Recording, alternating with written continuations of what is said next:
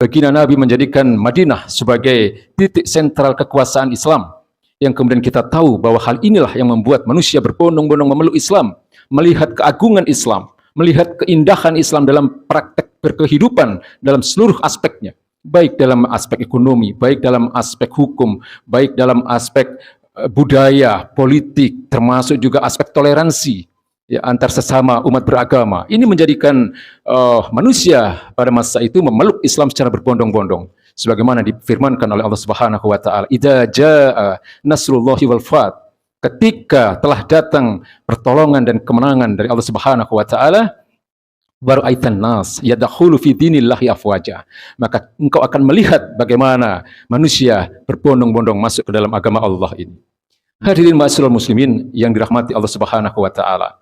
Maka sebagai akhir dari khutbah ini yang ingin Al-Fakir sampaikan adalah bahwa hikmah hijrah itu sendiri sebenarnya adalah meninggalkan satu kehidupan atau sistem kehidupan yang tidak islami, yang jauh dari nilai-nilai Islam, menuju kepada sistem kehidupan yang islami. Dan di dalam surat Al-Maidah ayat 50, Allah katakan bahwa seluruh sistem kehidupan yang tidak islami, Allah katakan sebagai sistem kehidupan yang jahiliyah. Maka pada masa itu, orang-orang yang tidak memeluk Islam disindir dengan keras oleh Allah Subhanahu wa taala. Allah katakan, afa hukmal jahiliyati yabghun? Apakah hukum-hukum jahiliyah yang mereka inginkan?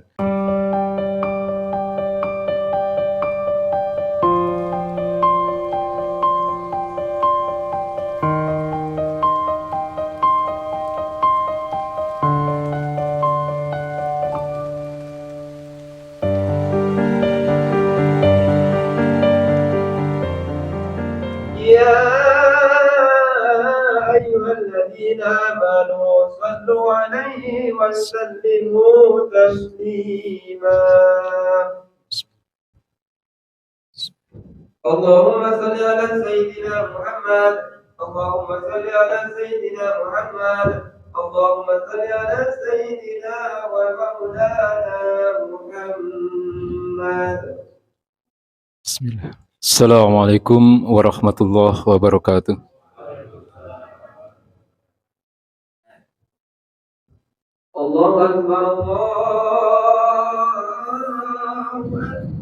Subhanahu wa ta'ala. Takwa adalah imtitsalu awamirillahi wa jatinabun nawahihi. Takwa adalah menjalankan segala perintah Allah dan menjauhi segala larangannya. Dan semoga Allah golongkan kita menjadi bagian dari mereka, umat-umat yang bertakwa, sehingga kita pun akan mendapatkan tempat yang mulia di sisinya kelak. Amin ya rabbal alamin. Hadirin ma'asyiral muslimin yang dimuliakan Allah Subhanahu wa taala. Insyaallah dan alhamdulillah 2 hari lagi kita akan memasuki tahun baru Hijriah 1446 Hijriah, di mana ini adalah merupakan momentum penting bagi kita untuk melaksanakan muhasabah. Jadi salah satu anjuran mulia dari agama ini ketika kita menghadapi jatuhnya atau hadirnya tahun baru Hijriah ini adalah kita diperintahkan untuk bermuhasabah. Apakah kita sudah benar dalam menjalankan keislaman kita ini? Bagaimana dengan akidah kita ini? Apakah akidah ini sudah sesuai sebagaimana risalah yang dibawa oleh baginda Nabi besar Muhammad SAW? Apakah kita sudah mempunyai ketaatan dalam bersyariat sebagaimana apa yang menjadi perintah-perintah Allah dan Rasul-Nya? Dan bagaimana pula kita sejauh mana meninggalkan larangan-larangan yang dilarang oleh agama ini, oleh Allah Subhanahu wa taala dan Rasul-Nya. Muhasabah ini penting karena ini diperintahkan oleh Allah Subhanahu wa taala sebagaimana ayat yang telah kami baca di muqaddimah tadi. Allah Subhanahu wa taala berfirman, "Ya ayyuhalladzina amanu taqullaha wal tanzur nafsum ma qaddamat lighad wattaqullaha innallaha khabirum bima ta'malun."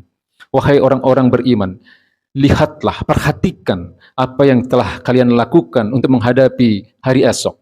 Yang dimaksud dengan ghadan atau hari esok di sini maksudnya adalah hari akhirat kelak. Wal tanzur nafsu ma qaddamat lighad. Perhatikan apa yang telah kalian lakukan untuk hari esok kelak. Wal tanzur nafsu ma qaddamat lighad wattaqullaha innallaha khabirum bima ta'malun. Maka bertakwalah kalian kepada Allah Subhanahu wa taala. Ya, maka ini menjadi satu hal yang penting bagi kita untuk kita perhatikan bagaimana sesungguhnya kita menjalani kehidupan yang sudah hampir mungkin sebagian besar di antara kita ini sudah memasuki waktu di masa-masa akhir kehidupan kita. Ya, Lalu kemudian kita juga patut mengingat apa yang disampaikan oleh Umar bin Khattab ketika beliau mengatakan hasibu anfusakum qabla an tuhasabu. Hisablah diri kalian, hitunglah amal-amal kalian sebelum kalian dihisab kelak.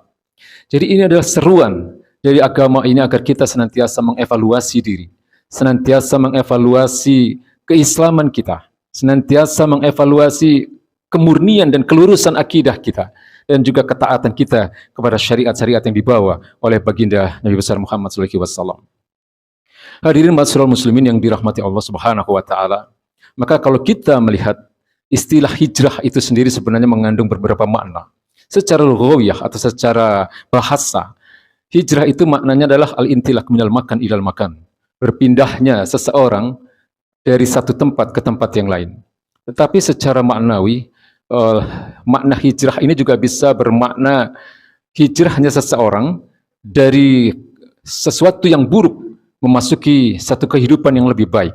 Sebagaimana apa yang dilakukan oleh banyak para ulama dan kemudian banyak juga dilakukan hari ini oleh sebagian besar umat Islam.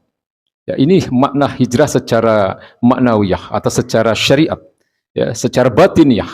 Ya, berpindahnya seseorang dari kondisi kehidupan yang penuh dengan kemaksiatan, kemudian memasuki kehidupan baru yang dipenuhi dengan ketaatan kepada Allah Subhanahu wa taala, mematuhi segala perintah Allah dan menjauhi segala larangannya. Namun kalau kita melihat apa yang dilakukan oleh baginda Nabi besar Muhammad SAW dalam soal hijrah ini, maka itu didefinisikan oleh para ulama sebagai al-intilaq atau al-khuruj min dairatul kufri ila darul Islam. Ya, jadi baginda Nabi itu melaksanakan hijrah dari satu wilayah yang oleh para ulama disebut dengan darul kufur atau dairatul kufur. Ya, satu wilayah yang penuh dengan kekufuran pada masa itu, yaitu Mekah, ila darul Islam, menuju satu wilayah yang lebih islami, yaitu Madinah Al-Munawwarah. Inilah yang dilakukan oleh baginda Nabi, al-khuruj atau keluar atau al-intilaq, ya, bertolak dari satu wilayah yang penuh dengan kejahiliahan, yang penuh dengan kemaksiatan, menuju kepada satu daerah atau satu wilayah yang islami, yaitu Madinah Al-Munawwarah.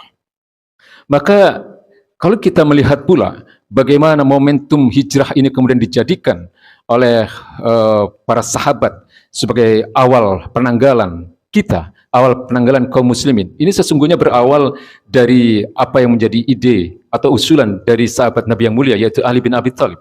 Ketika beliau mengusulkan untuk menjadikan momen hijrahnya Rasulullah sebagai awal dari tahun Hijriyah ini.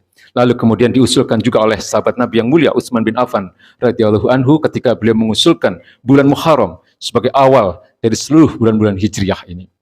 Lalu kemudian hal ini dieksekusi dan diputuskan oleh Khalifah Umar bin Khattab pada masa itu. Yang hingga hari ini, tahun Hijriyah ini adalah menjadi satu tahun khusus bagi umat Islam dan harus kita maknai bahwa hijrahnya baginda Nabi adalah sesuatu yang luar biasa. Kalau kita melihat tahun baru selain tahun baru Islam, pada umumnya mereka menjadikan tahun kelahiran, ya, atau tanggal kelahiran tokoh-tokoh mereka sebagai awal dari penanggalan mereka. Ya, sebagaimana tahun baru Imlek, sebagaimana tahun baru Masehi, dan tahun baru yang lain lah. Maka kalau kita melihat apa yang dilakukan oleh para sahabat ini adalah sesuatu yang luar biasa dan menyimpan makna yang demikian dalam. Bagaimana kemudian mereka menjadikan hijrahnya Nabi ini sebagai awal dari tahun Islam yang kita kenal dengan tahun Hijriyah ini. Sementara kalau kita melihat kembali sirah nabawiyah, sejarah kenabian, bagaimana peristiwa hijrah sendiri itu sesungguhnya bermula ketika Nabi Muhammad SAW merasakan dan melihat bahwa Mekah pada hari itu sudah sangat tidak kondusif untuk diterapkannya Islam sebagai sistem kehidupan. Nabi melihat bagaimana saat itu kemaksiatan sudah tidak bisa lagi dibendung, ya, merajalela. Maka kalau kita melihat pada masa itu, kita bayangkan bagaimana berhala itu memenuhi Masjidil Haram. Ada 360 berhala yang menjadi sesembahan mereka, yang mereka katakan sebagai perantara untuk menuju kepada Allah Subhanahu wa taala. Kemudian kalau kita melihat dalam sistem perekonomian mereka, kecurangan dalam perdagangan seolah menjadi sesuatu yang biasa bagi mereka. Lalu kemudian ada satu tradisi yang juga dianggap biasa, yaitu dibunuhnya setiap bayi wanita atau bayi perempuan yang lahir karena dianggap sebagai aib bagi mereka. Ini adalah satu sistem kehidupan jahiliyah yang pada masa itu dianggap sebagai sesuatu yang biasa. Maka ketika Nabi membawa Islam sebagai aturan kehidupan yang baru, ini tidak mudah untuk diterima oleh mereka. Meskipun pada masa itu, ya, dan meskipun juga tidak banyak manusia yang masuk atau memeluk Islam pada saat itu, tapi ada beberapa tokoh besar Mekah yang sudah masuk Islam. Kalau kita sebut nama Umar bin Khattab misalnya, atau Abdurrahman bin Auf, atau kemudian Utsman bin Affan, mereka adalah para pembesar Mekah, para pembesar Arab yang sudah masuk Islam sebelum hijrahnya baginda Nabi. Tapi hal ini tidak menjadikan sesuatu itu mudah ketika baginda Nabi ingin menerapkan Islam dalam kehidupan mereka. Lalu kemudian Nabi memandang bahwa Madinah sebagai wilayah yang lebih kondusif untuk diterapkannya Islam sebagai aturan kehidupan bagi manusia. Setelah sebelumnya baginda Nabi mengutus sahabat Nabi yang mulia yaitu Mus'ab bin Umair untuk mendakwahi para kepala suku yang ada di Madinah. Lalu kemudian ketika Islam diterima oleh dua kepala suku terbesar di Madinah, yaitu suku Aus dan Khazraj, maka Nabi memutuskan untuk pindah ke Madinah setelah adanya Bai'at Aqabah, di mana Bai'at Aqabah adalah sumpah setia dari tokoh-tokoh Madinah yang kita kenal dengan kaum Ansor untuk taat kepada baginda Nabi besar Muhammad SAW, dan untuk kemudian mereka berkorban apapun, rela apapun untuk membela Islam. Maka kemudian baginda Nabi pun memutuskan untuk hijrah ke Madinah, sebagaimana yang kita tahu dalam sejarah bahwa beliau ditemani oleh sahabat Nabi yang mulia yang lain, yaitu Abu Bakar As-Siddiq. Ini adalah satu hal yang harus kita pandang sebagai pelajaran besar bagi kehidupan kita. Bahwa baginda Nabi hijrah ke Madinah adalah dalam rangka untuk menjadikan kehidupan itu lebih Islami. Ya, karena Mekah sudah tidak lagi kondusif. Ya, maka sebagaimana apa yang diperintahkan oleh Allah Subhanahu wa taala, ya ayyuhalladzina amanu udkhulu fis-silmi kafah wa la tattabi'u khutuwatis syaitan innahu lakum aduwwum mubin. Wahai orang-orang beriman, terapkanlah Islam, masuklah kalian ke dalam Islam itu secara kafah, secara keseluruhan. Wa la tattabi'u khutuwatis syaitan, dan jangan kalian ikuti langkah-langkah syaitan itu. Innahu lakum aduwwum mubin, karena sesungguhnya setan itu adalah musuh kalian yang nyata. Lalu kemudian sejak saat itulah baginda Nabi menjadikan Madinah sebagai sentral dakwah. Baginda Nabi menjadikan Madinah sebagai titik sentral kekuasaan Islam, yang kemudian kita tahu bahwa hal inilah yang membuat manusia berbondong-bondong memeluk Islam, melihat keagungan Islam, melihat keindahan Islam dalam praktek berkehidupan dalam seluruh aspeknya, baik dalam aspek ekonomi, baik dalam aspek hukum, baik dalam aspek budaya, politik, termasuk juga aspek toleransi ya, antar sesama umat beragama. Ini menjadikan manusia pada masa itu memeluk Islam secara berbondong-bondong, sebagaimana difirmankan oleh Allah Subhanahu wa taala, "Idza jaa nasrullahi wal fath." Ketika telah datang pertolongan dan kemenangan dari Allah Subhanahu wa taala, baru aitan nas yadkhulu fi dinillahi afwaja, maka engkau akan melihat bagaimana manusia berbondong-bondong masuk ke dalam agama Allah ini. Hadirin ma'asyiral muslimin yang dirahmati Allah Subhanahu wa taala. Maka sebagai akhir dari khutbah ini yang ingin Al-Fakir sampaikan adalah bahwa hikmah hijrah itu sendiri sebenarnya adalah meninggalkan satu kehidupan atau sistem kehidupan yang tidak Islami, yang jauh dari nilai-nilai Islam, menuju kepada sistem kehidupan yang Islami. Dan di dalam surat Al-Maidah ayat 50, Allah katakan bahwa seluruh sistem kehidupan yang tidak Islami, Allah katakan sebagai sistem kehidupan yang jahiliyah. Maka pada masa itu, orang-orang yang tidak memeluk Islam disindir dengan keras oleh Allah Subhanahu wa taala. Allah katakan, afa hukmal jahiliyati yabghun? Apakah hukum-hukum jahiliyah yang mereka inginkan? Apakah ada yang lebih baik daripada hukum-hukum Allah Subhanahu wa taala? Liqaumi yuqinun, bagi orang-orang yang yakin terhadap agama ini, terhadap kehidupan yang seharusnya mereka tunduk kepada Allah Subhanahu wa taala. Maka kalau kita melihat pula bagaimana kemudian Hasan Al-Basri mendefinisikan hijrah itu, maka hijrah adalah menjadikan kehidupan itu menjadi lebih Islam.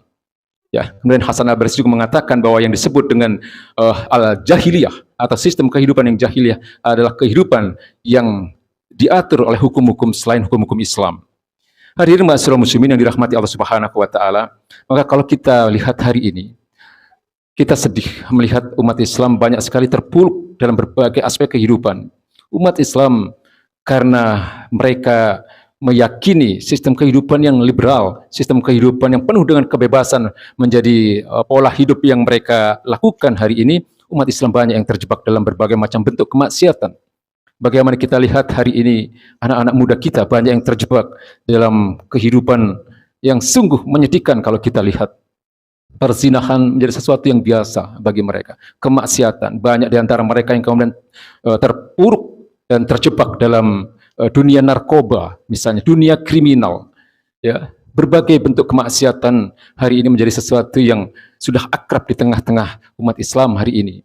Lalu kemudian kalau kita melihat bagaimana dalam aspek ekonomi, ya, dengan maraknya ekonomi ribawi, umat Islam tidak sedikit yang terjebak dalam pinjaman online misalnya, atau judi online, yang ini semua adalah akibat mereka meninggalkan aturan-aturan Islam. Lalu dalam berbagai bidang yang kita kenal dengan sistem budaya, ya, mereka sudah tidak lagi peduli bahwa seorang muslim harus menutup auratnya misalnya. Sehingga hari ini kita melihat tidak bisa dibedakan mana muslimah, mana bukan.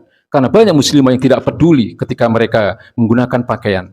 Ini adalah berbagai akibat dari satu kehidupan yang jauh dari Islam. Dan baginda Nabi katakan, Inna Allah yarfa'u bihadzal kitabi aqwaman wa yada'u bihi akharin. Sesungguhnya Allah hanya akan meninggikan derajat suatu kaum ketika mereka berpegang kepada Al-Quranul Karim. Wa yada'u bihi akharin. Dan Allah akan menjatuhkan derajat suatu kaum. Allah akan menghinakan derajat suatu kaum kepada mereka yang tidak menjadikan Al-Quran sebagai pegangan kehidupan mereka. Maka hadirin masyarakat muslimin yang dimuliakan Allah Subhanahu wa taala, tidak cukup kita hijrah secara pribadi. Memang kita harus menjadi lebih baik dalam ibadah kita. Kita harus menjadi lebih baik dalam akhlak kita. Tapi ada pula hal yang penting yang mungkin hari ini banyak dilupakan, bahwa kita pun wajib hijrah secara jama'i, secara kolektif, meninggalkan berbagai macam bentuk kemaksiatan yang terkait dengan sistem kehidupan ini. Meninggalkan ekonomi riba, meninggalkan hal-hal yang dilarang oleh Allah Subhanahu wa taala. Maka insya Allah ketika umat Islam ini berada dalam kesadaran, berada di dalam pemahaman yang benar tentang agama ini, semoga Allah segera turunkan pertolongannya dan mengembalikan umat Islam sebagai khairu ummah, sebagai umat terbaik, sebagaimana yang difirmankan oleh Allah Subhanahu wa taala, kuntum khairu ummatin ukhrijat linnas ta'muruna bil ma'ruf wa tanhauna 'anil munkar wa tu'minuna billah. Kalian adalah umat terbaik yang dilahirkan untuk manusia karena kalian melakukan al-amru bil ma'ruf wa nahyu 'anil munkar, karena kalian menyeru kepada kebaikan dan kalian mencegah kemungkaran, wa tu'minuna billah, dan kalian beriman kepada Allah Subhanahu wa taala. Barakallahu wa lakum fil Qur'anil azim wa nafa'ani wa iyyakum bima fihi minal ayati wa zikril hakim. Innahu ta'ala jawadun karim raufur rahim. Fastaghfiruhu innahu huwal ghafurur rahim. Al-musabbihati bi qudsi. A'udzu billahi as-sami'ul 'alim minasyaitonir rajim. Innallaha wa malaikatahu yusholluna 'alan nabi. Ya ayyuhalladzina amanu shallu alaihi wasallimu taslima. Allahumma shalli wassallim wa barik ala sayyidina Muhammadin wa ala alihi wa ashabihi ajmain. Hadirin, marilah kita rendahkan diri kita di hadapan Allah Subhanahu wa taala. Semoga Allah turunkan pertolongannya, semoga Allah berikan hidayahnya, semoga Allah ampuni dosa-dosa kita, lalu kemudian Allah berikan kemuliaan, kejayaan, dan kebangkitan di tengah-tengah umat Islam ini, sehingga umat Islam tidak lagi terpuruk dalam kancah pergaulan dunia, sebagaimana hari ini kita bisa melihat bagaimana penderitaan saudara-saudara kita yang ada di Palestina, bagaimana penderitaan saudara-saudara kita yang ada di Cina, yang ada di Myanmar, dan sebagainya. Ini semua adalah satu pelajaran bagi kita bahwa Allah mengingatkan kita agar kita segera kembali kepada Islam sebagai aturan kehidupan yang turun dari Zat yang Maha Benar, yaitu Allah Subhanahu wa taala. Allahumma ighfiril mu'minina wal mu'minat wal muslimina wal muslimat al ahya'i minhum wal amwat birrahmatika ya arhamar rahimin. Allahumma a'in ala zikrika wa syukrika wa husni ibadatik. Rabbana zalamna anfusana wa illam taghfir lana wa tarhamna lanakunanna minal khasirin. Rabbana la tu'akhidna in nasina aw ata'na. Rabbana wa la tahmil alaina isran kama hamaltahu 'alal ladzina min qablina. Rabbana wa la tuhammilna ma la taqata lana bih. Wa'fu 'anna waghfir lana warhamna anta maulana fansurna 'alal qaumil kafirin wa anta maulana fansurna 'alal qaumil musyrikin wa anta maulana fansurna 'alal qaumil munafiqin wa anta maulana fansurna 'alal qaumiz zalimin.